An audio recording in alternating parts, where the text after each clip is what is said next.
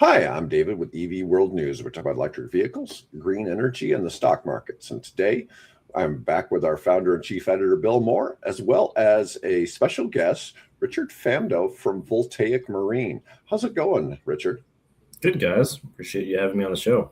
Yeah, so we like talking about things other than cars all the time. Okay, Gosh. because Yeah. it's invariably, oh, there's another new electric vehicle. It used to be there was only like a couple of electric vehicles in the world. For a long time, there was one, and then it would go out of service, and then another one would come along, and then this year we're just talking. 32. There's 32 new models for this year Wow. for the U.S. market. I mean, Wow. it's not counting like BYD or somebody like that. It's just the U.S. market, and but we sometimes will do episodes on electric planes. We've discussed electric trains, big ships. But here we're here to talk about boats, right? Oh yeah, that's what we do. Well, we have a lot of stuff we're doing, so we can dive into that too. So Nice. So how did you get involved? Tell us a little bit of the background story of Voltaic. Yeah. So I was in Silicon Valley for 14 years. I worked at Intel. I was in the automotive division, actually. So you talk about electric cars. That's actually where I came from. I was in the division that was basically putting semiconductors into electric vehicles. We had parts in like software-defined vehicles, infotainment, connectivity, battery management. Kind of snowballed from there.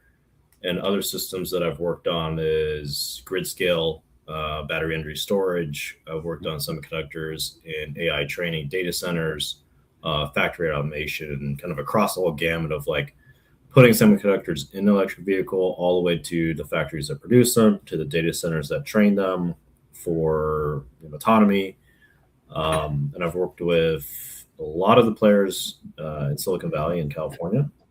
So my original background is basically semiconductors for electric vehicles and autonomous vehicles. And through that kind of process and career, I gained a lot of, good, solid contacts and friends in the industry. And kind of throughout the process of having just informal lunches and dinners, I started talking about like, hey, everything we're doing, in the electric vehicle market and autonomy market is so mature nowadays that there's other segments that are starting to populate from these things, right? And you even mentioned like eVTOL started to kind of come after electric vehicles, who started proving the battery architecture, the powertrains, the software, and the people were putting them in flying things. At the time that I was thinking about this, I didn't see a lot of marine entries, and I'm a big personal boater. So to me, it just kind of made sense. Like, hey, all this stuff is mature, very good supply chains, very good chemistries, a lot of R&D. There's billions of dollars have gotten electric vehicles where they are today. We're putting them in planes. Let's go put them in boats too, because that's another good use case that's starting to reach the power density requirements of where we're at today in the technology that makes sense for mass adoption in the market. Then that spurred into, talking to colleagues, some of my industry contacts. People started to jump on board, do some work on the company. Then eventually we started leaving our jobs and growing the team. And now we are all full-time and have, a good size team that's working on this, getting products out to market. Nice. So, your boats are, they appear to be mainly in the recreational space. Is this correct? Publicly today.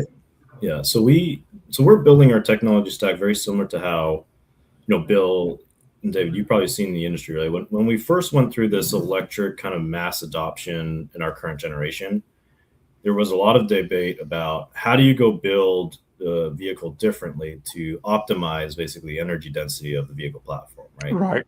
And what happened is car companies started adopting like the skateboard concept. They were like, hey, we need to do away with the whole chassis and we need to redesign the chassis around the battery pack so we can get enough battery so that people won't have range anxiety and we can meet 300 miles of range in these things.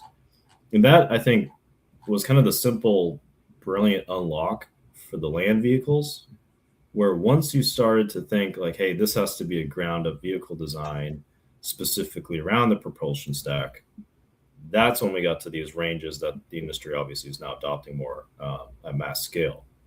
And we're building our architecture the same way. So when we build boats, we design all of our boats from ground up. We design our boats around our powertrain and the battery stack.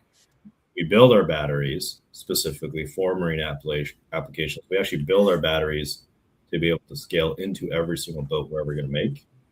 And that's how we start building that platform concept into this industry and proving it out in our own segment, in our own brand under consumer. And we'll be launching more things this year about how do we take that same stack in powertrain software and integrate that into different boats in completely different use cases. So mid this year, you'll see another industry announcement from us about us using everything that you see in this boat into a very different application. But it will all be the same stuff, the same battery and software. Yeah. So these are monohulls you're doing? Yes, this specific design is a model hull. Okay. It's a TP. Yeah. Are you looking at hydrofoiling these, or are you sticking just simply with getting it up, on the wave? Yeah, it's very in like boating is very interesting because your question, Bill, there's a lot of different use cases, right? So you have monohulls, pontoons, tri-hulls, hydrofoiling hulls, and every time you kind of go a different route, it really changes, like obviously the running surface of the boat, but also the internals of the boat, and then also the different requirements. So for our first boat, this is meant to be a mainly kind of a U.S. consumer model where these boats mainly are monohulls because these boats are meant to actually engage with the water and shape a wave so people can do water sports. Okay. And in that use case, it's not really applicable for hydrofoiling. But we have our own thoughts about how we could optimize specific hydrofoiling boats for different use cases. Won't really dive too far into that, but our philosophy is we design the boat to maximize its performance for its intended use, like bar none, period. And this one is absolutely maximized for its use, which is a water sports boat. Okay. Are you guys using a sort of an inboard-outboard type propulsion system? You're using jets? What are you doing there? We were fortunate enough to be able to go direct drive on this model. And I say fortunate because kind of the gasoline version of this typically takes a motor, faces it backwards. They go through what they call like a V drive. And that means there's a transmission and gearbox and then a V drive portion. But you have a lot of it's the kind of benefit in electric is you can minimize, a lot of those mechanical hops to maintain efficiency. So by going to direct drive, we have the motor attached to a coupler to the shaft, a lot of efficiency gained by cutting out gearbox and transmission, a lot of maintenance improvement because we have no oil change in the whole boat. There is no gearbox that needs oil. There's no transmission. It's just literally like 3 parts. It's a motor, a coupler, and a shaft. Right. And then it goes to the prop and the rudder, obviously. But that simplifies a lot of the powertrain in this. And we're finding that specifically in electric boats, electric motors are amazing at low end torque. Like we get the maximum torque at 0 RPMs, right? But the other thing that happens is like propellers usually don't even need that much torque because they're spinning through water. And if they have too much torque or too much speed and not the right pitch or couple, whatever it is, they start to cavalcade, meaning like they actually don't push the boat through the water. It just starts to create a whole bunch of chatter. So what we're finding is we're also able to do a lot of things on how we engage the motor to the shaft of the prop and use different props to increase the efficiency of the energy we're getting out of the powertrain, directly translating to movement on the water through the prop. So what advantage? So you're doing aluminum hulls instead of fiberglass, right? Yeah, I think, we're kind of going against, I'd say, the norms. A lot of the kind of consumer boats in the U.S. are fiberglass based. A lot of the more commercial fishing boats are usually aluminum based for, other specific properties. We are focused on aluminum construction for all of the foreseeable models we're actually launching. And there are technical reasons we like that, but there's also some other things, and, happy to dive on material selection too, if you're interested. We always get a lot of healthy debate about that from, boat makers about why did you choose aluminum versus fiberglass, yada, yada, yada. Okay. I've got a question from somebody. Does it still require a flexible, it says company, between the motor and the shaft to prevent catastrophic failure. Might have been coupler. I think he said it. Well, go ahead. Yeah, that might be a flexible coupler.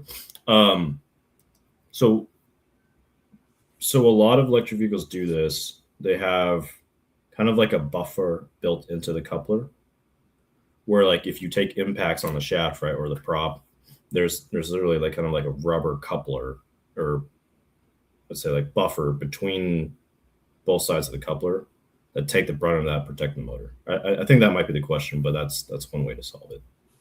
The other thing with I think boat propulsion is you have different material even through that stack. So your motor's, the motor. The shaft is usually a harder type of metal, and then the props themselves are a very soft metal. So if the prop hits something, the prop's going to bend before it affects the shaft, and that's usually intentional. So you have kind of multiple mechanical layers that you try to protect your motor for those things. Okay. So one of the things I noticed, you've got a massive battery pack on this. It's 300 kilowatt hours. Is that correct? Yeah. Okay. So that's about triple what cars have, or more, 3 to 5 times what cars have. So, how did you, tell me a little bit about that. What kind of challenges did you have with putting that big of a battery in this thing? Yeah, we intentionally did that because when we were going to market, we still found a lot of customers were concerned with range anxiety in this market. And this specific use case, pushing a boat through the water, if it's not a hydrofoil, is a very demanding powertrain workload, because you're literally pushing something on top of water surface. And the way that you're doing that is usually through a propeller, which is very small compared to the surface, area of the boat. So it's almost like the equivalent demand of basically towing something uphill is what the powertrain needs to support. Because that's essentially what you're doing from a powertrain perspective. It takes a massive amount of energy. That's why some of these boats have 80 to 100 gallon fuel tanks. Right. So the range anxiety challenge is more extreme, I'd say, in the consumer boat market or the industrial consumer commercial stuff. Meaning that we wanted to come out to market with something that the electric vehicle land-based companies, their first charter was to prove and solve range anxiety. Meaning we needed to have a massive amount of energy, 3 times that of a typical land vehicle, because it is the equivalent of essentially towing uphill on a powertrain. So by doing that, we had all of our duty cycle calculations. We're like, hey, what do people use these boats for in a day? To the point where they'll be comfortable doing that and not feel like they're getting range anxiety. We built our powertrain around that. We selected the battery size around that. We built the battery around that. We built the boat around that. So our real goal of this model is to prove that electric is here and can perform a full day of activity at one of the most demanding electric powertrain use cases on the planet, which is actually boats. What are the dimensions of the boat here? It looks like it's probably 30 feet long, 20 to 30 feet long. This is a 24-foot model. Okay. It's less than 8 feet wide, and that's all because these are typically trailer boats in some cases. Okay. So there's legal requirements on the road that they stay within to fit on a trailer. Right. We made this so it's the most usable in the U.S., whether you're leaving it in your slip or whether you're towing it across the country or towing it to the lake every day. So it fits kind of within that 25 feet maximum length and 8 foot wide. What does this thing weigh on a trailer? We will be around 7,000 on a trailer, okay, with about 1,000 on a trailer in production, because we want to keep the full package under 10,000 pounds, because most of the entry-level trucks in the U.S., including the electric trucks, have a typical towing capacity of 10 to 12,000 pounds. Right. Yeah. That's still not, considering you got a 300 kilowatt hour battery, 7,000 pounds really isn't that much. That seems pretty light. If you were in a vehicle, a car with that kind of size, you'd probably be 15, 20,000 pound kind of vehicle, because it'd be a truck of some sort, like a cement truck or something. So how do you've got these batteries, which makes great ballast. I assume the boat, the engineering of the boat, the nautical side of it takes that into consideration? How are they kind of laid out, or is that proprietary? The battery layout in the boat is proprietary. We've also been fortunate enough to be awarded a patent on how we've designed the boat and the battery system. As I mentioned, this was a platform type of engineering exercise, not necessarily a one boat model. So when we built it, everything inside of this boat is built to scale. So we have one of the batteries, 150 kilowatts is down kind of the rear to the middle of the boat. And we did that for weight displacement. So you have an equal weight displacement going down to the front of the boat. And then the next 150 is actually in the rear of the boat. And we have two packs connected in parallel to achieve that. But that gives us nice weight distribution, the total 300 kilowatts we're looking for. But also something we talk about a little bit in the technology page is we have two battery packs. So we can use two battery packs and get 300 kilowatt hours together, or we can use one and get 150 kilowatts. And when I say platform, that means we can build a lot of different boats all the way from 300 kilowatt hours to 150. And we're always going to focus on maximizing our architecture for the use case and really always focused on range anxiety too in our first, few generations of boat models. So that's how we become a flexible platform, be able to basically have two different battery configurations, if not 3 to 4, depending on how you connect them. So you got 570 horsepower in this boat too. It seems strong. Yeah, and that's because the horsepower demand equivalent, like in kilowatt hours continuous, is really demanding in the boats of like this category. So one of our key engineers is actually the founder of the motor company we're using. We've been fortunate enough to know him through personal networking. The team literally works out of his shop at his personal residence today. So it's been a nice way where you have. I think that I might have been on mute. Yeah, we have the guy who literally kind of founded the company with the powertrain components we're using, working directly with our engineering team on integrating it together nicely with the battery. So when you said you were involved in boating when you were back in Silicon Valley, was that on the San Francisco Bay or the Sacramento River or out in the Pacific Coast? What kind of boating were you doing? Yeah, I was doing actually this type of boating. So, in my professional life, I was a semiconductor guy working with electric vehicle companies and robotaxi companies, helping them deploy hardware at scale. And then in my personal life, I purchased these type of boats. This is what me and my friends and family do. It's what we take our kids out on. So this is a very kind of American pastime type of boat. And there's a good marriage between the technical requirements of this type of boats, but also my personal experience. So I knew what these customers were looking for. I knew where the gaps were in the industry because I've bought in a lot of these type of boats. But then, Bill, you've already asked the good questions. Like these type of boats like ballast systems, and having static ballast is actually very different in the experience of using these type of boats instead of water ballast systems. So we've mixed a lot of things together that kind of have a healthy technical alignment. Okay. So you were interested more into getting into wake boats or something you could putter around the bay in?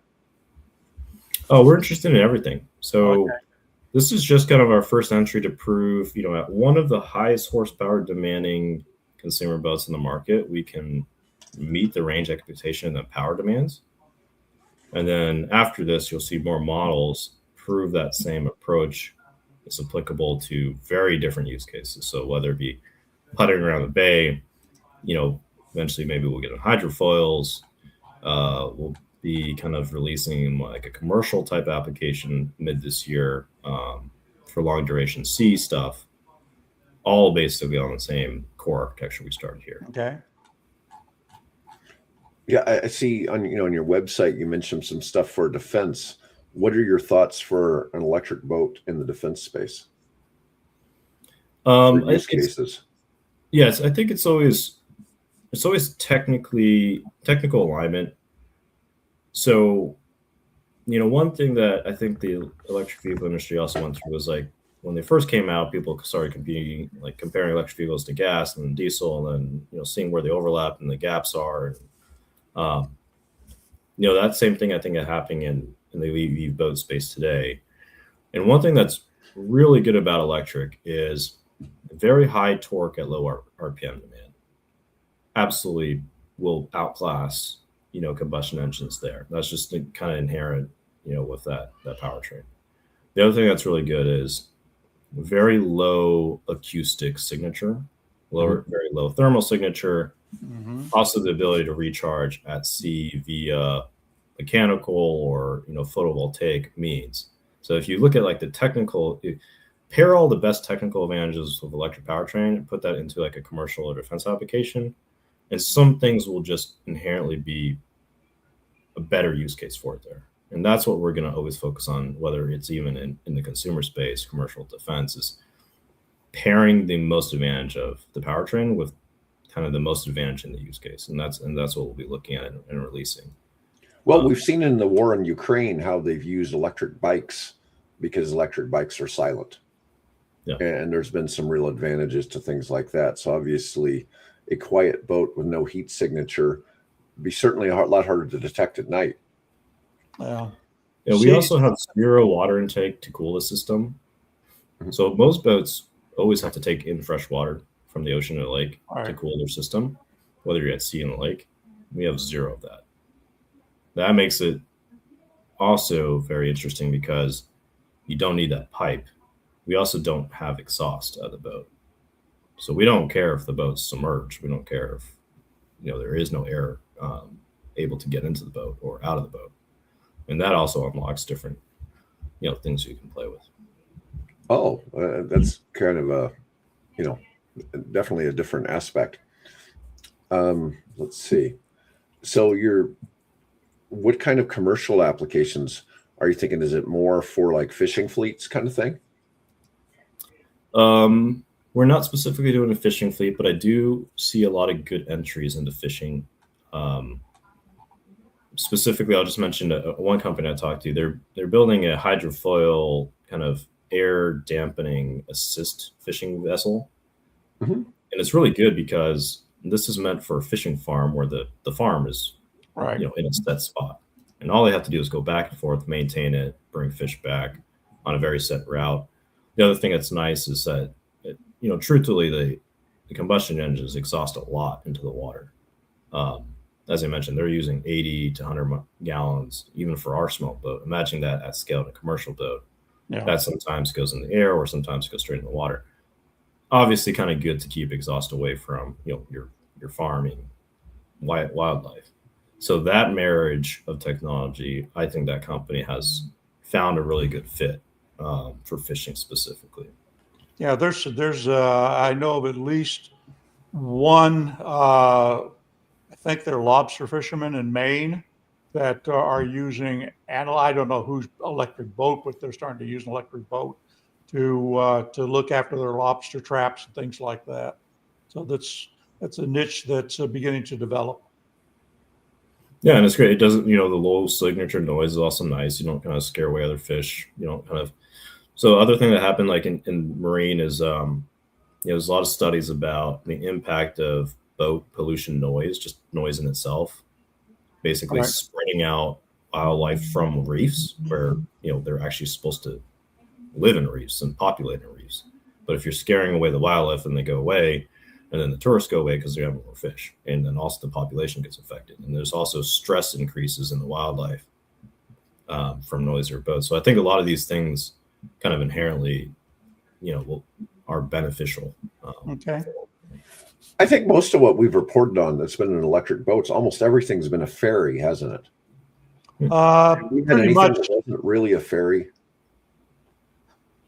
No, there are some electric tugs now that are starting to appear. I think down the Long Beach area, possibly up in the Seattle area. I know Seattle, of course, they're really focused on electric ferries. Then there's this big new one that's being built down off of in Tasmania. Enormous thing they're building for the ferry service to link, I think it's Paraguay and Argentina. What's that, the River Plate area, something like that. Yeah. I'm just saying, I don't think we've ever covered anything that was just electric. We've had sailboats, and we've had parasail boats. Yeah. But this is the first time we've actually talked about just electric boating in general. So, great. This is fun. And so, what brought you guys? So you're in Michigan, right? And is that because you got seeded by somebody, or did you get funded by somebody in Michigan? What drove you to Michigan? When we started the company, we were looking for states that were aligned with our charter, but also aligned to large-scale manufacturing. Michigan has a lot of assets, from the automotive industry, actually, tooling, facilities, electric powertrain engineers. We started talking to the state about what we're doing. They're like, hey, this is very interesting. These are the type of companies we want in the state. Started doing a grant competition with them, and then things started to roll, and like, hey, this makes sense. So we did locate one of our legal headquarters in Michigan. We have a manufacturing location there. There's a lot of benefits to pulling from automotive, ecosystem. So that made sense to us. We have some presence in Austin, Texas, a lot of tech hub happening there. We have a lot of people in California. We're getting more involved with other states like Florida and some other ones. But we're finding there's really good pockets in the U.S. that have a lot of these kind of pieces that a company needs over time. And they've been so fortunate to open their arms and invite us in and help us through this journey. Very nice. Very nice. Yeah, there's lots of places that have various tax incentives and will train your employees, things like that. I had something else I wanted to ask about. Can we talk about cost here for a minute? I mean, if you've got an 80-gallon gasoline tank, only takes minutes to refuel it at some marina. What are your costs and time to recharge a battery, just one of the 150 kilowatt batteries? What are you doing in that area? Sort of on an average operation day, and then over kind of a maintenance year, we're about 1/3 the cost to operate over a gas equivalent boat. And I say equivalent because it also depends on the use case, right? Like some of the boats out there will take 180 gallons a day to use. Some of them will take 20 gallons a day. But we'll just be basically, the easy math is roughly 1/3 of that in energy cost to your fuel tank. And the maintenance cost significantly improves. A lot of the consumer boats that you just saw, they cost about $1,500 every 40 to 50 hours of maintenance.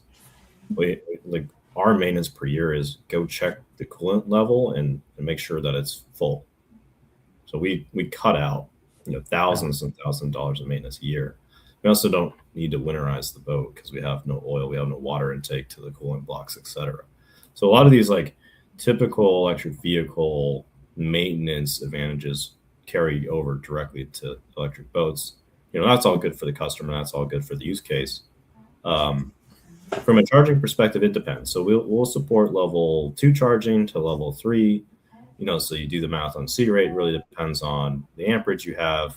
Kind of our maximum charge time for the whole boat, the whole 300 kilowatt hours, is charge it over 8 to 12 hours overnight at a 50 to 80 circuit. Those level 2 chargers are coming out and pretty common nowadays. Well, the other thing about this industry is that's fairly acceptable because you take your boat out on a Saturday, store it overnight, or you dock it overnight, and if it is perfectly fine the next morning, you're good. If not, if you go to work for a whole week, you kind of don't care that it's charging. Right. So we found that this industry is a little bit more forgiving on charge times, just because boats are more of a pleasure craft type of use case, at least on the consumer side. Fast charging, it depends on the fast charger, right? You have some chargers out there that you do really fast capabilities if you can drive to one. There's other charging networks like Aqua Superpower. That team's really good. They're building a network of fast chargers that's deployed already a lot in Europe and spreading in the US, but that will actually give you level 3 at the dock, which is really cool too. Oh, at the dock. Okay. Because I was going to ask you, do you have to I could see somebody running around on a Saturday, a weekend, something like that, pulling the boat out, towing it back home. Do they go to the local Tesla supercharger? I mean, what kind of, talk also, look a little bit about the connections that you guys use using CSS or, what? We're using CCS today. We'll eventually probably move to NAX. It depends on like what's the most common, connector out there at the point. We have a charger is this big, and we can use any charger in the industry, 30 amps or above. Plug it into an EMI outlet and plug it in the boat. Have electrician wire it properly, and you can electrify basically any dock. The other thing about marinas is a lot of them already have these NEMA connectors. It's called the shore power. Okay. Because a lot of the bigger boats, most of the time are required to be plugged in the whole time because they have other systems running, like the refrigerators. Right. Some of the mariners require them to be plugged in all the time because they want their bilges to operate 24/7 in the case there's a big leak, so that the boat doesn't sink or the boat doesn't drag to the dock. So a lot of the larger marinas with bigger cruiser boats already have these plugs right out the dock. Okay. You just plug, our charger into it or industry standard charger, and then you have level 2 charging. Aqua Superpower has level 3 charging networks. They deploy them as their business model at scale and infrastructure wise, and then you just pay the charging network. And so that's a kind of a nice marriage too that we're seeing in the ecosystem develop. So how do the economics at this point of the electric boats compare, and where do you see that going in the next, say, 3 years? Building the actual boat and selling it to market is still a little bit more expensive than where we want to be at. I think where the consumers expect it. That always kind of happens, when you're a new industry building low volume of anything, right? The first volume, the first model is always more expensive than other previous models. That's kind of where we're at today because we're a brand new company. We're building low volumes at the start. As we get higher volumes in production and models out in the market, we'll be working down our MSRPs. And then inherently, we'll get net neutral cost at an MSRP level to the combustion engine market. But then the tipping point is we'll be 1/3 the cost to operate per day and maintain. And then the math makes sense. You just effectively have a very nice option at a lower cost price point. So, I'm sure as you've been doing this, you've noticed how much the price of batteries has plummeted. And it's certainly made what you're doing far more appealing, especially when you have a 300 kilowatt hour battery and, you see that price, cutting in half every 2 to 3 years. And because I assume that's in producing the boat, that's probably still just like on a car, that's the most expensive part, right? Yeah. And as I mentioned, the automotive industry is really driving a lot of these cost improvements, technology improvements, battery chemistry improvements. And what's nice about Marine is Marine's always able to adopt that, usually at a 10-year delta. We're moving faster than that now. But that advantage, David, to your point, is going to benefit us, it's going to benefit the customers, it's going to benefit scale. And the cost curve, I have not seen a bottom yet, but it's very encouraging where the cost curve is going on battery chemistries. Are your battery supplier, can you talk a little bit about that? Are they being sourced here in the U.S.? Are they being sourced overseas? What's happening there? And I assume these are all lithium-ion type cells. Yeah, we have a non-China specific cell supplier that we're very happy with. They have a really good cell, one of the best in the world, I'd say. And we're using that cell specifically because the energy demand for our application is pretty hungry on current and amperage. Okay. It's the same cell a lot of eVTOLs use, for example. And that's how we're able to pack in 300 kilowatt hours in a fairly condensed footprint of 24 feet long. That's today's technology. There's a lot of new stuff coming up. We're apprised of and talking to all the cell providers on new chemistries coming out there. We don't make our own cell today, so we depend on the industry to improve that. So at CES this year, you guys made an announcement of acquiring somebody. Do you want to talk about that? I don't know if we did. Crewless. Did you acquire Crewless Marine? No, that wasn't us. That wasn't you guys. Oh, my bad. There was something that came up in my research. You had me worried for a second there because I have some of those conversations happening. I was like, wait, what leaked? Because Okay. Let's see here. So who are your competitors at this point? I know there's Candela over in Sweden. There's Arc Boat. There's Navir or something like that. Where do you guys fit in the mix of up and coming e-boat companies? In all kind of preference, like we don't really view competition as the right word for this industry yet, or maybe in the infancy, because everyone's still very new. Okay. I'd say it's like, where do the players play, and then where are they going, and then how they kind of overlap, right? Right. And so, like Candela, for one, I've talked to some of those early founding investors of Candela. Like, they have some amazing technology. We've actually talked to them about potentially collaborating with their technology when and if we do a hydroflow boat. To your other question. We've also, talked to some of the earlier team at Navier, and I think they're doing some good things because they're really proving out like a larger, enclosed cabin for hydroflow boat. What I like about what they're doing is that they're proving a different way to optimize electric powertrains, because hydroflowing is very different, right? Hydroflowing is all about reducing basically like the friction of the water on the hull. Right.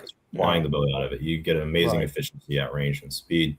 The one drawback about hydroflowing is you need to really worry about your weight to get up above the water. So there's trade-offs, right? But there's a huge advantage because that is one of the most efficient uses of power, like on a surface level, for transportation on water. So they're doing some cool stuff.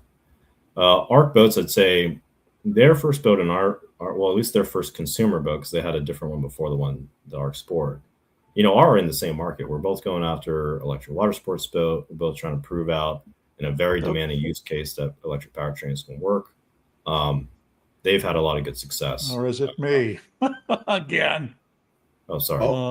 Lose your audio, Bill. Yeah, Bill, every now and then, and it seems to be like a system memory issue on his computer, he sometimes will just lose the ability to hear us. Nice. We can hear him if he talks, but he can't hear us, and so he has to leave the studio and come back, and he just looks frustrated, which makes for interesting comic relief sometimes. Hey, it's hard to have all this technology working properly all the time, so you just never know. Let's see. This is a pretty cool studio app, though. I've never been in one of these before. So yeah, so this works really well. I highly recommend StreamYard. It's it does a lot of things. For starters, not only am I broadcasting on multiple channels, you've probably seen where I've had people from make comments from various platforms, but the local recording feature was unique to it when we started using it, and for follow-up videos, the quality of the local recordings far exceeds what we're doing right now. Mm-hmm. So, and we have pretty good video on the stream right now, but even when the recording is far higher quality, so it really makes a big difference when we make clips and things out of it. So yeah, I like it by far the most. We've tried others, and we settle on this. And this one actually is a little more complicated to use. Some of the other ones are a little more simplistic to use, but this one just gave us features we really had to have. So yeah, that's great. Yeah, so that's where. Bill, can you hear us now? I'm back. Yeah. Yeah. Okay. Well, that happens. That happens. About once every other broadcast, it seems.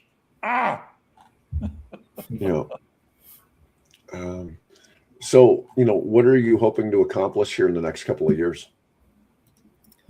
Get our consumer model to scale. We have a new market segment that will launch mid this year at another show.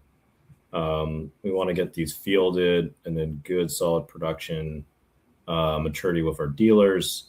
And then we want to show you a full edge to grid solution, which I won't talk a lot about, but the whole philosophy here is it's not actually just about boats for our company. It's actually about energy transfer. So, we're moving to a new world where, Bill, you've kind of been a part of this, even before my time. It's not just about the vehicles and mobility. It's actually about how the world's using energy in different use cases. And you have energy used at the edge. You have energy used at the infrastructure level. How we go marriage those things and network them together and load balance across the world is going to be the next unlock. All right. Where energy is going. So let me ask you a question. Let's say I buy one of your boats and I park it in San Francisco, and I've got a V2G set up somehow. Can I arbitrage energy there in California with my 300 kilowatt hour battery and make money with my boat? Oh, there you go. There are hardware that can do that, and there's software that can do it as long as the utility's set up for it. Yes. Yeah, because I know people are doing that in California with battery energy storage systems. Yeah. Of course, that's a much larger, setup, but still, because we talk about V2G and how realistic is it really? I mean, obviously, we see the battery energy storage systems doing it, on a large scale, and people are doing that now just so they can arbitrage buying energy at night in California and reselling it during the day in California. And I could see you doing that in Nevada too, because Nevada's the same way. They have free energy at night for certain applications. I'm just sitting here thinking, it's like, man, that's a big damn battery. So, we talk about, so it's the same size that you put in a school bus, right? Yeah. But with a school bus, you typically have it goes to just the elementary kids, then does the middle school kids, then does the high school kids, takes a few hours break, and it goes and it charges, and then it goes and reverses course in the afternoon. And then it goes and it can charge overnight, but you could use the excess battery for arbitraging. But by the time you finished your route for the day, that 300 kilowatt hour battery may have used half of it, right? But in your case, most people aren't using their boat that much, right? They're using it a few hours a week. And so you've got that opportunity, man. You really could be using that 300 kilowatt hour for arbitraging energy. I'm just curious what that economics of that might look like. I think this is huge. You're using your vehicle, 100 to 300 days, depending on who you are, a day or a year. And that is an automotive grade battery cell, right? So it has a standard industry life expectancy of 8 to 10 years. The average boat user in the US uses their boat 45 days of the year. We're using automotive grade battery cells that are expected to get 8 to 10 years at a heavier duty usage cycle per year. So you can go use those cycles for V2G aspects. And as we discussed earlier, like David, you take your boat out on Saturday, you're going to work Monday through Friday, maybe, or maybe you'll get another boat day in between then. You can program your boat to say, hey, these days, I don't care what you do. Go load balance with the grid, go make some money, go charge during peak cycles on cost, and then offload to the grid whenever we get paid for it. But it's also 300 kilowatt hours. So these type of vehicles at the edge are a whole different use case than what we've really seen in those other industries, because land vehicles are heavily used on a routine basis. These are heavily used like once a week. Yeah. So obviously you've thought about this. You don't want to talk about it too much. V2G, definitely on our roadmap. It's such a good use case for boats. It's incredible. Some of these boats get stored inside, right? So they're just in a nice environmentally controlled, warehouse or shed or storage unit, and it's going to be plugged into the same level 2 type charging capability just as any vehicle. You don't really need battery energy storage, in some cases. Like battery energy storage is just a big battery on the grid. These are big batteries that are mobile, but I do believe eventually we need to make sure that the grid is edge to grid infrastructure. V2G is going to unlock a lot of cool use cases for the world. Yeah. I'm always looking at everything from the economic lens. Bill and I talk a lot about stuff in the EV space.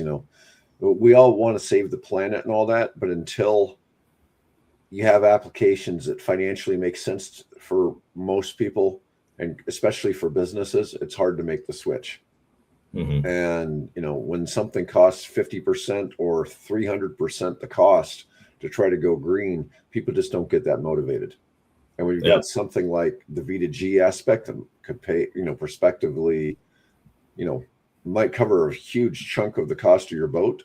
That's pretty attractive. Worth considering. Yeah. Yeah. Yeah. I think you eventually cover, you know, portions of the cost of your boat, but it's also going to cover all your usage. Yeah. Right. Like people are buying $100 a day in gas just to go out and putt around the lake. You won't have to pay for that eventually in electric boats. Yeah, that's a pretty big savings. All right. Anyways, we're running out of time. So, anyways, folks, I want to thank everybody for watching today. Richard, I want to thank you for coming on. Thank you. And I'm going to go ahead and end the stream. Bill and I will be back on Tuesday.